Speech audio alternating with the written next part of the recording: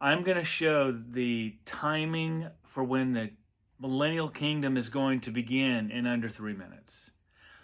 In Matthew 17, the Bible says, "And after 6 days Jesus taketh Peter, James, and John, his brother, and bringeth them up into an high mountain apart." He takes them apart from the group.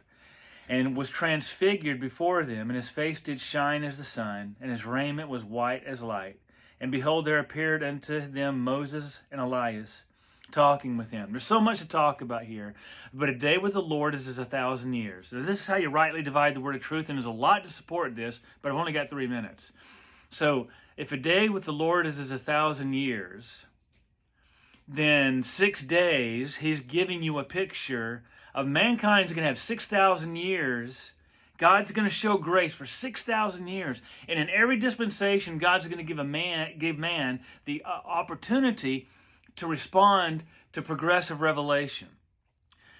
But the 7,000th years is going to start the millennial kingdom. Okay, so we're kind of approaching that time right now. And it's interesting. Jesus says you will see the kingdom to the disciples when he's at the table.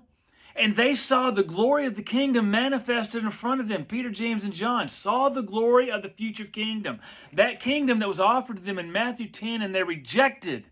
And because they rejected it, the gospel of the grace of God was given to Paul so the Gentiles could temporarily be the mouthpiece. When God wanted Israel to be and offered it to Israel to be the mouthpiece, they rejected it. So we're in a temporary blindness right now that Israel's going through. Romans 11:25 tells you about this.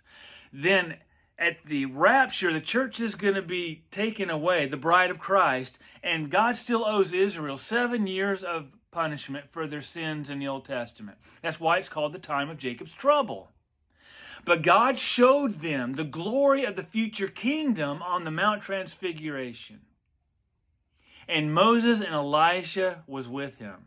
That's why I think the two witnesses are Moses and Elijah, because that foreshadowed the future kingdom. And also, John the Baptist was called the Spirit of Elijah. And why was John the Baptist called Spirit of Elijah? Because Jesus knew and God knew that the Jews would reject the offer, so Elijah couldn't be the one that actually showed up 2,000 years ago. It's amazing stuff. Let me know what you think.